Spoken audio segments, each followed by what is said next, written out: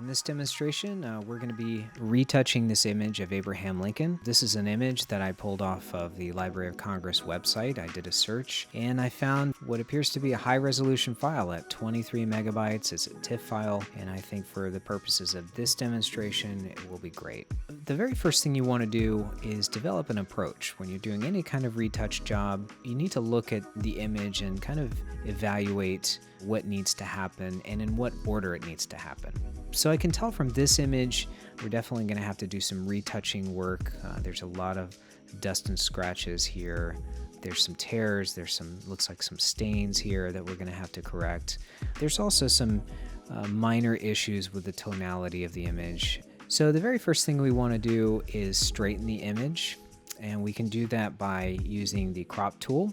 I click C for crop tool, and up here in my crop tool options, you'll notice an option to straighten the image. If I click on that, I get these crosshairs, and with these I can define the very top of the image, and you'll notice in the upper right hand side there's a number, and that number tells me how much it's going to rotate the image in order to straighten it. So it says 1 degree. When I depress my mouse button, it will rotate it 1 degree.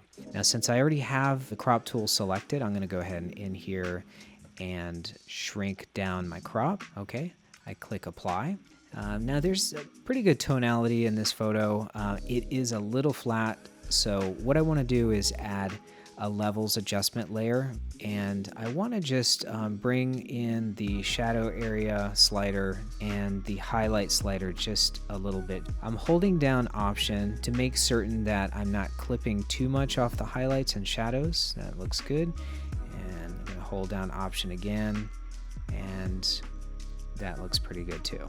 I click apply. I've just added just a little bit of contrast. You can kind of see the difference. Okay, let's go ahead and start taking out some of the dust in this image.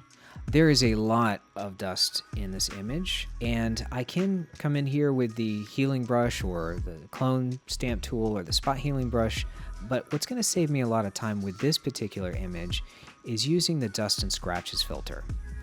Because there's so much dust in here, I think that's probably going to be the most efficient way. So before I do anything, I want to make a copy of my background layer. It's always a good practice to name your layers. The first thing I want to do here is select the layer that I want to change. So I come up here to Filter, Noise, Dust and Scratches. Now I'm going to zoom in to 200%, and I want to turn my threshold and radius all the way down. Now I'm going to slowly bring in this dust and scratches filter by changing the radius, and I want to make sure that preview is set to on so I can see the changes.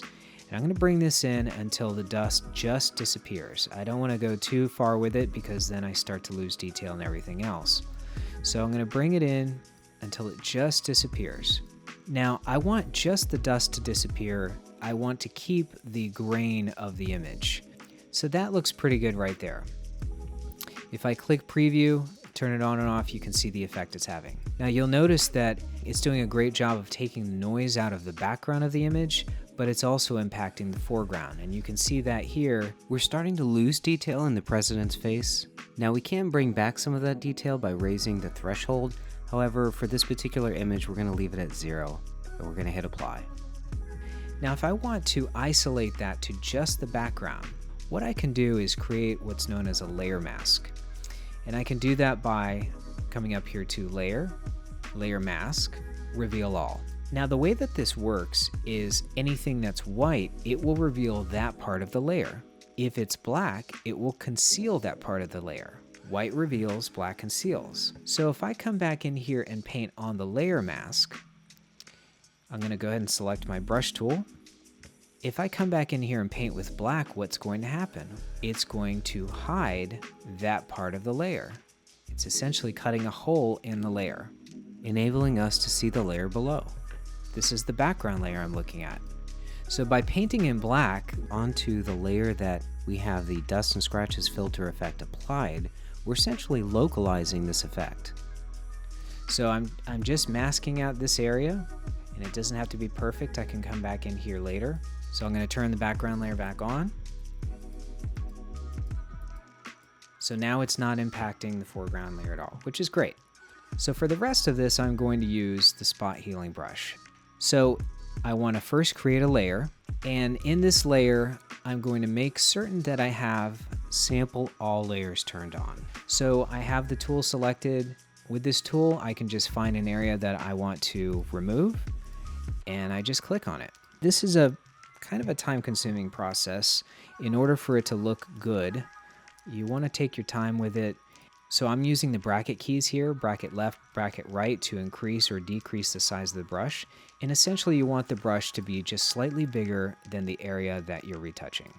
This works great for spots. For hairs like this, you can click and drag, and it's best to use a brush that is just bigger than the area that you're correcting. Don't try to do this too quickly. Don't try to do this with a giant brush. It just will not look right. So the best way to use this tool is just to take your time with it. So as I work through retouching this image, you'll notice that I'm only retouching the artifact areas. That would be the hairs, the dust, the scratches, but I'm leaving the film grain in there because that's a natural part of the print. And I want this image to look as natural as possible.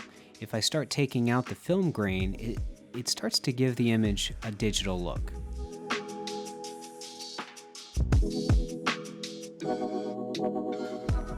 Okay, as you can see here, this definitely took a little while.